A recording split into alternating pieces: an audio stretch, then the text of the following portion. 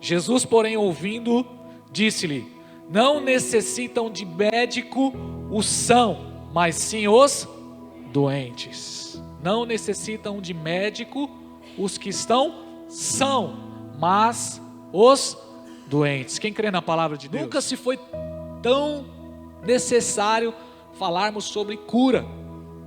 Por quê? Porque o mundo está enfermo.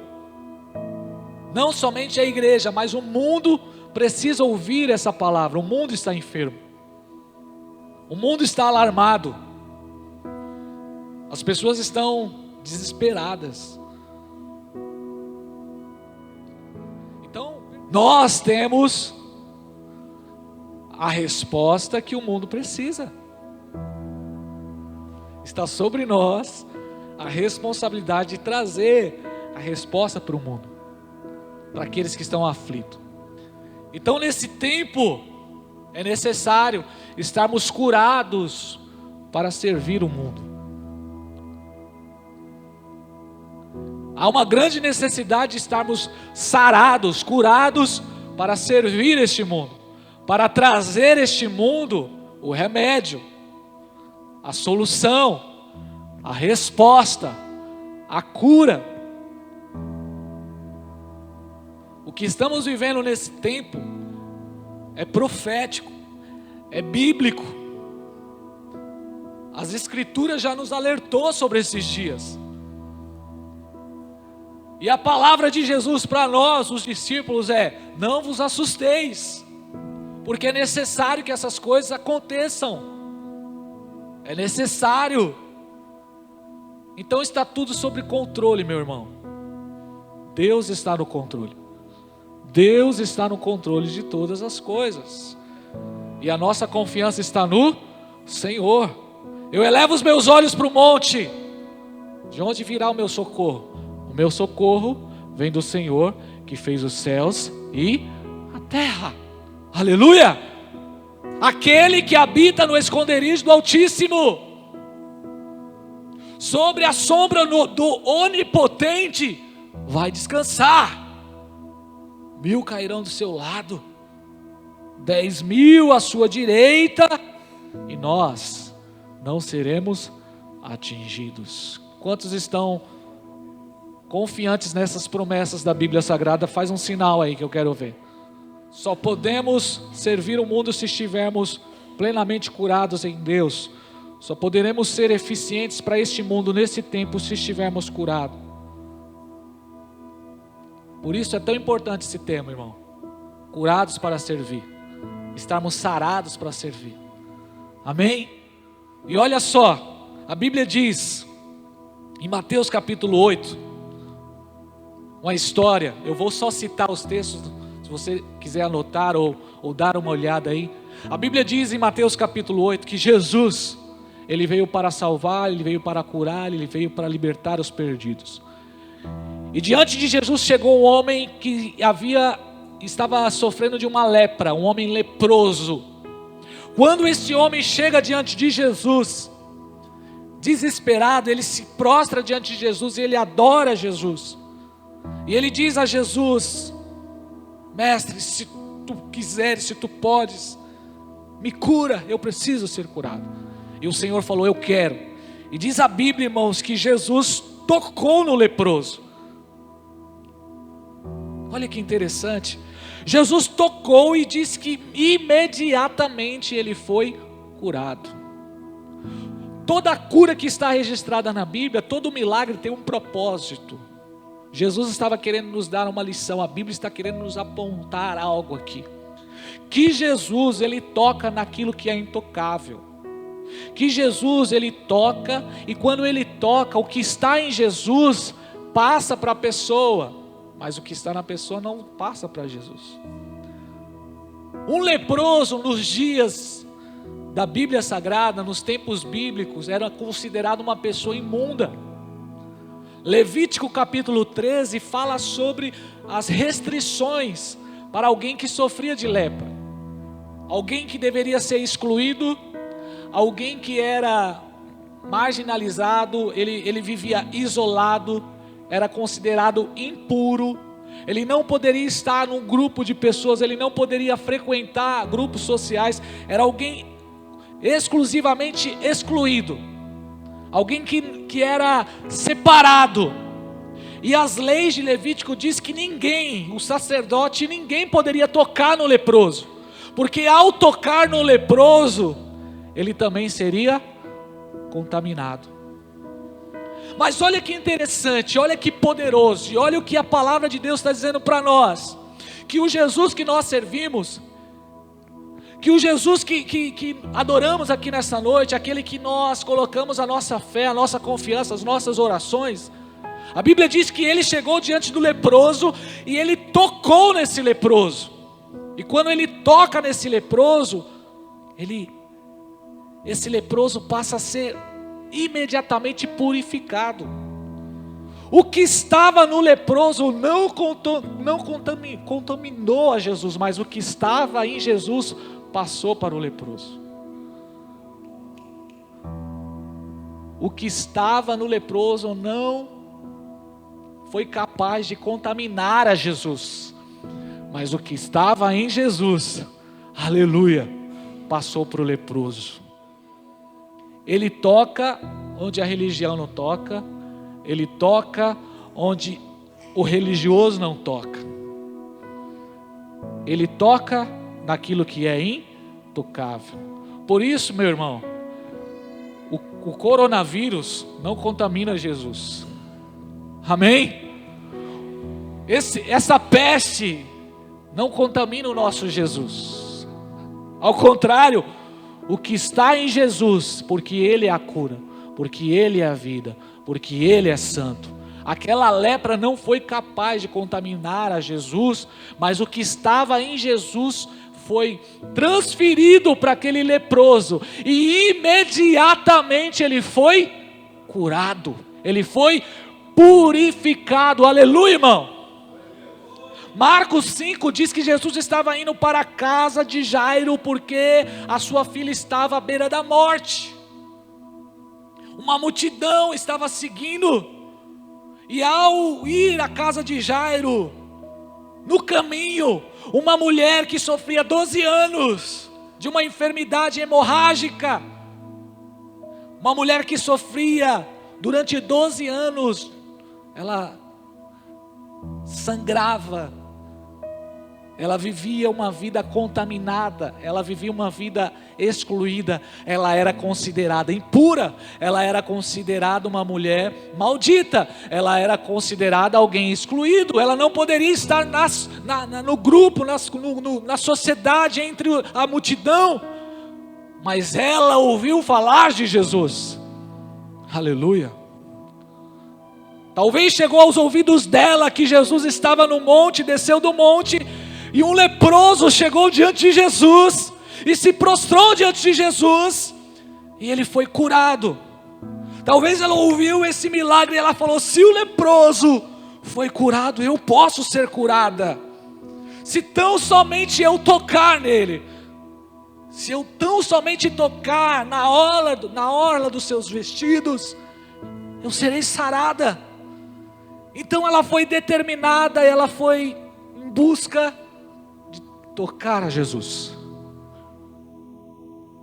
E no meio daquela multidão, ela enfrenta a multidão, ela cai, ela muitas vezes ali, talvez ela foi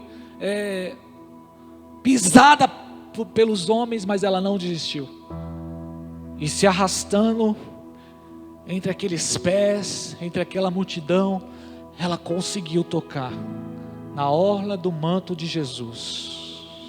E diz a palavra em Marcos capítulo 5, verso 12 em diante, que quando ela chega e ela toca em Jesus, ela foi imediatamente atingida pela unção, pelo poder, pela vida que estava em Jesus. Glória a Deus, irmão. Diz as Escrituras que de Jesus saiu virtude, poder, unção, e imediatamente aquela hemorragia estancou. Glória a Deus. E depois ela se manifesta diante da multidão e testemunha diante de todos o que aconteceu. Louvado seja Deus.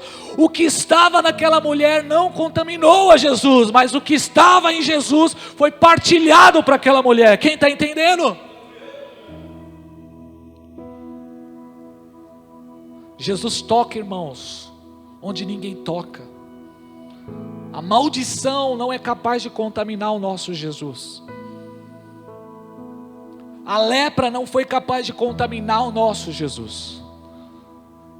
E quando Jesus chega na casa de Jairo, no verso 40 em diante de Marcos 5, pela lei judaica, um judeu ele não poderia tocar em um defunto, porque se ele tocasse alguém que estava morto, ele também estaria sendo contaminado, e ele precisaria passar por um processo de purificação, um ritual de purificação. E quando Jesus chega ali na casa, aquelas pessoas dizem para Jairo: Jairo, sua filha já morreu, não incomode mais o mestre, já era, não deu mais tempo, Jairo. E Jesus declara para Jairo: crê somente, não temas. E no verso 41 em diante diz a palavra que Jesus entrou na casa junto com Jairo e os discípulos, e diz a palavra que Jesus tomou a menina pela mão e disse-lhe: Talita cumi, que quer dizer: menina, a ti te digo, levanta-te. Aleluia. E o verso 42 diz que logo a menina se levantou e andava, pois já tinha 12 anos, e assombraram-se com grande espanto todos os que estavam ao redor. Esse é o nosso Jesus, irmão. Ele pegou a menina, ele tocou no defunto, naquela menina que estava morta, e o que estava em Jesus foi transferido para aquela menina, e imediatamente ela foi curada, ela foi sarada, ela ressuscitou, ela se levantou e começou a andar. Que imunidade é essa que Jesus tem? Que poder é esse que Ele tem? Que unção é essa que o nosso Salvador tem? Que quando Ele toca, Ele traz vida. Que quando Ele passa, Ele liberta. Que quando Ele chega, o mal, a tempestade, o vento se acalma. Esse é o nosso Jesus, meu irmão. Esse é o Jesus que nós servimos. Pastor, onde você quer chegar com essa palavra? A mesma unção que está sobre Jesus, a mesma autoridade que está sobre Jesus, foi dada à igreja. Jesus disse em Lucas capítulo 10, verso 19 aos discípulos: eu vou enviar vocês no meio dos lobos, e eu vou dar autoridade e poder sobre vocês, e vocês vão pisar em serpentes e escorpiões, e sobre toda a força do inimigo, e nada vos fará dano algum. Eu tomo posse dessa palavra, irmão. Eu tomo posse dessa palavra. A ordem de Jesus para os discípulos: vocês estarão andando no meio de lobos, como ovelhas, vocês estarão sendo enviados no meio de lobos, e eu vou dar autoridade a vocês, e eu vou dar poder a vocês para pisarem em serpentes, escorpiões. Representa, irmão, toda essa malignidade, todas essas pestes malignas que vem contra as nossas vidas, espiritualmente falando, para nos atingir. E a promessa para o discípulo é que nós iremos pisar com toda a força sobre o inimigo, e nada vos fará dano algum. Marcos 16, 18, Jesus falou: ide por todo o mundo, verso 16, pregai o evangelho a toda criatura, quem crê e for batizado será salvo. E no verso 18 diz: pegarão nas serpentes, e se beberem alguma coisa mortífera, não lhes fará dano algum, e porão as mãos sobre os enfermos, e eles serão sarados. Essa é a promessa que está sobre a igreja do Senhor. Nós não seremos isentos de passar pelas tribulações, mas Deus estará conosco dentro das tribulações. Nós não seremos isentos de sermos lançados na cova dos leões, mas dentro da cova dos leões o Senhor estará conosco. Nós não seremos isentos de enfrentarmos um vírus, uma peste, um desemprego, uma enfermidade, uma luta, mas o nosso Deus estará conosco, porque Ele diz: estarei convosco todos os dias, até a consumação do século. A palavra que eu tenho para você nesta noite, que Deus entregou para mim, é que a mesma imunidade que está sobre Jesus estará sobre nós, irmãos. Pastor, como eu faço então para ser protegido dessas pragas? O que eu devo fazer?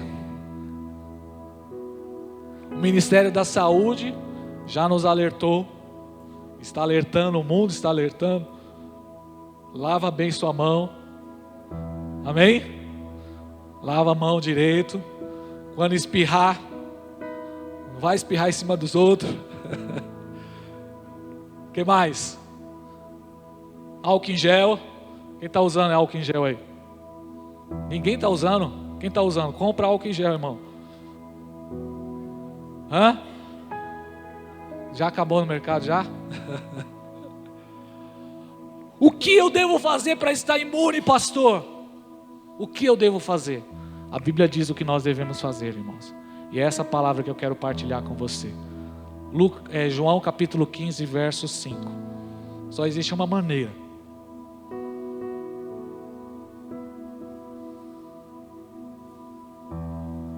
Só existe um jeito, irmão, de você estar protegido. João capítulo 15, verso 5. Eu sou a videira, vós as varas. Quem estiver em mim e eu nele, este dará muito fruto. E o fechamento do verso diz assim: porque sem mim nada podeis fazer. Só existe uma maneira de passarmos esse tempo. Se você estiver em Jesus, declare para alguém aí que está do seu lado: só existe uma maneira de você passar por todas as tribulações, por todas as lutas, adversidades da sua vida, se você estiver em Jesus. Que esse Jesus puro e santo, Ele nos deu essa mesma autoridade. E Ele está dizendo para nós, se nós estivermos ligados nele, se você estiver ligado em Jesus, você vai passar por toda a tempestade, por toda a tribulação, por toda a luta. Só existe uma maneira de vencer, irmão, se você estiver em Jesus, porque sem Ele nada podemos fazer. Então a lição que eu quero trazer para você nesta noite é: esteja conectado em Jesus. Você precisa estar conectado em Jesus. Simples assim. Se vós estiveres em mim, verso 7, e as minhas palavras estiverem em vós, pedirei tudo que quiseres e vos será feito. Então a palavra de Jesus para você nessa noite é: sem Ele nada você pode fazer. É muito sério, irmãos, o que eu estou pregando aqui nessa noite. É muito sério, essa palavra é muito séria. Não dá para viver sem Jesus. Só é possível viver, sonhar, realizar, relacionar, projetar se você estiver em Jesus. Porque se nós estivermos desconectados de Jesus, nós seremos contaminados. Se você não estiver conectado com Jesus, qualquer ambiente que você for vai influenciar você. Só existe uma maneira de você viver uma vida santa, pura, se você estiver conectado na videira. Só existe uma maneira. Só é possível permanecermos puros, saudáveis, curados, se estivermos ligados em Jesus. Experimenta ficar um dia sem Jesus para você ver se a internet não te contamina, se a fofoca não te contamina, se a derrota não te contamina, se a soberba não te pega, se a avareza não te pega, se a vaidade não te pega. Experimenta sair um dia. Era por isso que Moisés, quando entrava na presença de Deus, ele declarava: não me faça sair daqui se o Senhor não for comigo. Nós precisamos entender isso nessa noite. Eu quero ser muito objetivo e claro com você. Não dá para você viver sem Jesus. É perigoso. Você estará sujeito a ser contaminado pelo mundo. Você estará sujeito a ser contaminado pelo sistema do mundo. Agora, se você estiver conectado na videira, se você estiver ligado em Jesus Cristo, independente do ambiente que você tiver, independente da rua que você for, você não será contaminado. Então o conselho que eu dou para todo mundo hoje: não faça nada sem Jesus. Não saia sem Jesus, não compre sem Jesus, não trabalhe sem Jesus, não case sem Ele, não negocie nada, não faça nenhuma viagem se Jesus não tiver. Porque sem Ele nada podeis fazer. Não construa, nem leia a Bíblia sem Jesus, irmãos, porque até ler a Bíblia sem Jesus é perigoso. Muitos religiosos, teólogos estão lendo a Bíblia, mas eles não têm a chave de interpretação da Bíblia, que é Jesus. Já percebeu um católico, já percebeu um judeu, ele pode ler o mesmo livro de Isaías 53, mas ele não vai enxergar em Isaías 53, que ali a chave hermenêutica é Jesus Cristo, que a chave, que o centro é Jesus. Ele não consegue enxergar.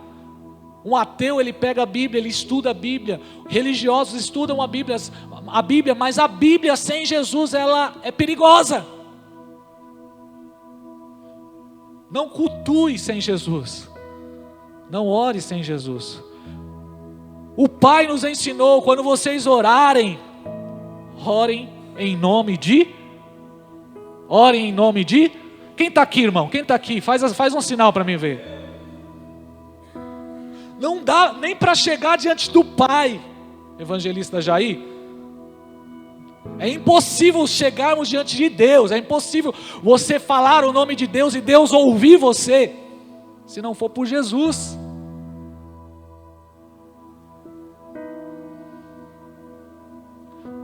Primeira Timóteo 2,5: só existe um mediador entre Deus e os homens, Jesus Cristo homem.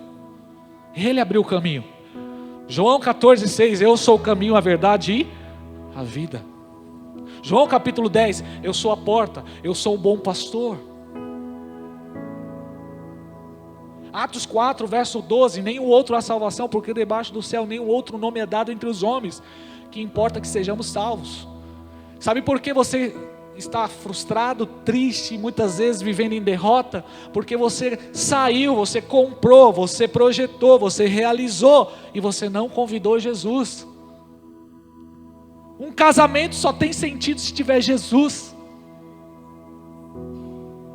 O que aconteceu em João capítulo 2, em Caná da Galileia, que fez a diferença naquele casal, foi que Jesus estava ali quando o vinho acabou. O dinheiro não sustenta casamento. A fama não sustenta casamento. O que sustenta casamento é Jesus Cristo, irmão. Essa igreja sem Jesus, irmãos, é apenas pedra, é apenas um salão.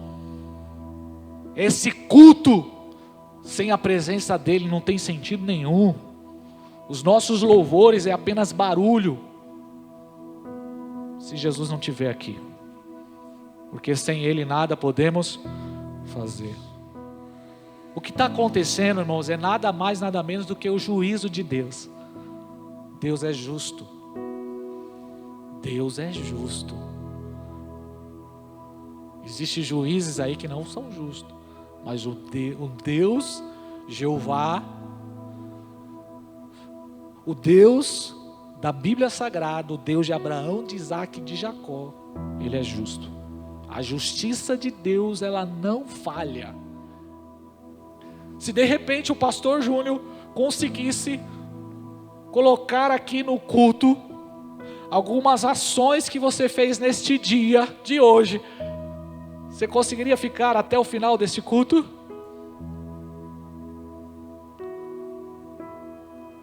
Se de repente passasse nessa tela aqui os pensamentos, só os seus pensamentos, só aquilo que você pensou hoje, você teria coragem de ficar até o final, ou você sairia daqui todo envergonhado? Agora imagine você estando diante do trono de Deus, onde diante de Deus nada vai passar despercebido, porque os olhos do Senhor estão em todos os lugares. Pastor, então o que eu devo fazer? Você precisa da justiça de Jesus. Você precisa ser justificado por Jesus. Você precisa ser coberto pelo sangue de Jesus. Quando Deus olhar para você, Ele precisa enxergar o Filho dele em você. O sangue de Jesus Cristo sobre a sua vida. Só existe essa maneira. E a terra que foi colocada para o homem administrar e viver em harmonia, agora passa a ser rebelde, passa agora a ter uma briga entre o homem e a terra. O que acontece com as enchentes, os terremotos, essas pestes, é uma rebelião, o homem e a terra. A partir do momento que o homem pecou, seus olhos foram contaminados, e a partir do momento que o homem pecou, a terra começou a produzir espinhos e abolhos, diz a Bíblia. Onde já se viu, quando chegaríamos a uma cena como essa? 60 milhões de pessoas isoladas na Itália, Europa, país de primeiro mundo. Quando nós iríamos olhar um presidente de uma das nações mais poderosas do mundo, proibir as pessoas de entrarem no seu país durante 30 dias.